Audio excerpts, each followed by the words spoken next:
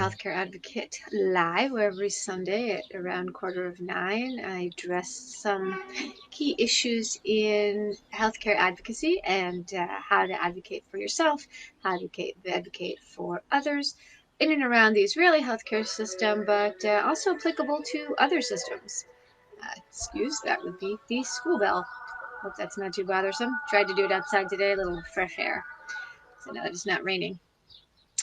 So I thought I would start off today's live video with a brief story to illustrate my point about what you do when you hear no in the hospital.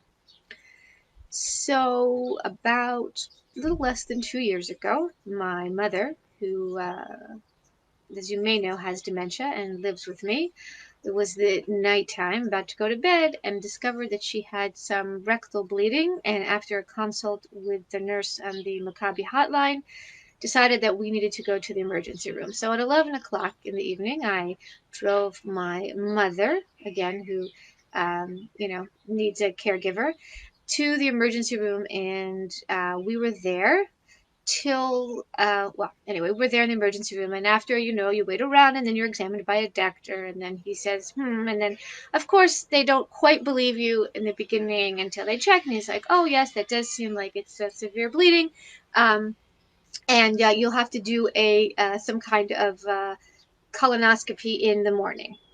Of course, this is now 2 o'clock in the morning, so now my mother and I have to be in the hospital overnight in the emergency room, and of course she doesn't know where she is, and she's not comfortable, and she wants to go home, and it's really difficult to sleep in the ER, but that's another story about what we do managing the ER.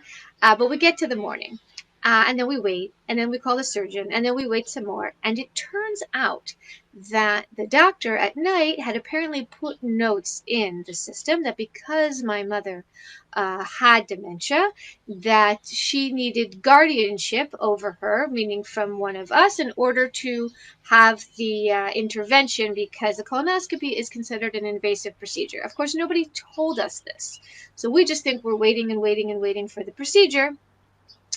And only at 1 o'clock, at 1:30, to discover that in fact now we either need to demonstrate that it is a true emergency, or we need to establish guardianship, which is a legal process and is not usually done from today until today.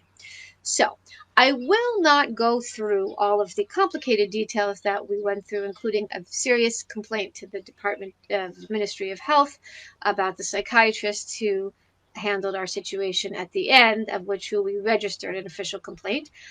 But I do want to focus on the issue of what do you do now that you've heard no. So the first no that I heard was, in the beginning, no, your mother can't be moved because we don't have any beds. And now she was right under the air conditioning vent. I know there isn't anywhere else we can put her, and we know that she has to be there. So the question is, what are my options? So instead of the nurse says no, so then you need to come up with creative solutions. So okay, no, so but can my mother have some kind of sleeping medication? And then it turns out that yes, they could give her sleeping medication. Fantastic. Okay, so we gave her the sleeping medication. So that's the one thing. So first, when you hear the no, you need to come up with, let's say, well, can I do this that will somehow mitigate the situation?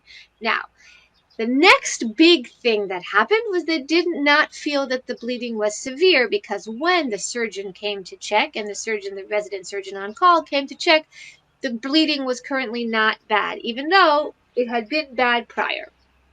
So here there are several ways to go about that when you feel that your words are not being heard to the staff. First of all is you have to have established a relationship beforehand with one of the nurses by being friendly, by going up to her, by not being antagonistic. That's very important. The second is to not only speak directly to the doctor who's making the decision, but try to bring evidence. And this is something that my other sister, who lives out in the States, it was her idea. She said, don't tell them, show them. And this is a very interesting situation that happens a lot in medicine, is that Doctors are people just like anybody else, and they're very busy. And the words are going to be processed different than the visual. That's why TV has such an effect. That's why scary movies can be so effective, because seeing is something different than just hearing. So when we showed them the amount of blood and not just told them, all of a sudden, within half an hour, the situation turned from semi-urgent to extremely urgent. So the point being is that sometimes you have to show the doctor what it is that you're talking about. Um, so if your child is having difficulty lifting their arm or having difficulty walking, it's important to demonstrate to the doctor exactly what is going on, and that's what he just has to take your word for it, because that is a big difference. And the third thing is going up the chain of command. If you feel that the nurse often is in a position where she can't help you, and then the resident doctor is also either not hearing you or not able to hear you, and you still feel that the issue is not resolved, then you need to go up to the chain of command. So that means that you go up to the doctor who is in charge of the emergency room or the department.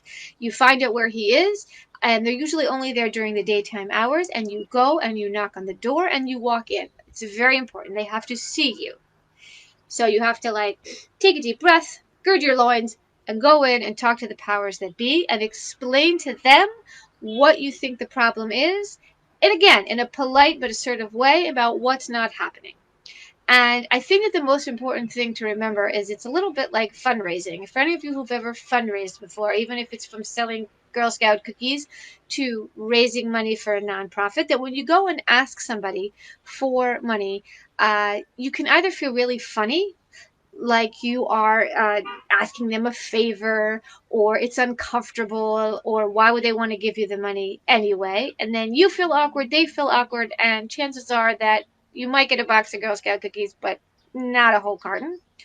Or you can remember that you are now advocating, you are now representing not yourself, but the benefit of the person next to you. So that means that, let's say the Girl Scout cookies, if you're selling, you are now representing the good of that all the Girl Scouts in the United States could do. Maybe it's international, I don't know, if they had this money.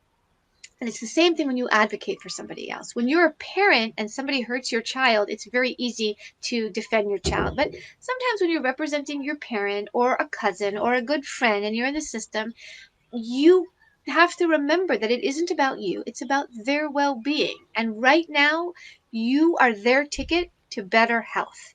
And you don't have to know all the answers. You just have to push their case forward, because right now, the reality is in our healthcare system that it's really those people whose priorities are pushed to the top who often get their needs answered first or more fully. And it is not always a system of exact measurement and exact triage based on exactly what people's health needs are. So, yes, you need to be the person who advocates for whoever it is that you're representing in that situation. It could also be yourself if you're by yourself. That is very difficult, and that'll be another talk for another time, how you advocate for yourself when there's no one else around, because that is difficult. But in general, you need to remember that you are representing somebody else, and how can you help them? So, for a quick recap, what do we say? We say first you need to create relationships with those people who are helping you around you. Second of all, you need to show and not just tell, because that can make a difference. And third, you need to go up the chain of command if you feel that your needs are not being met.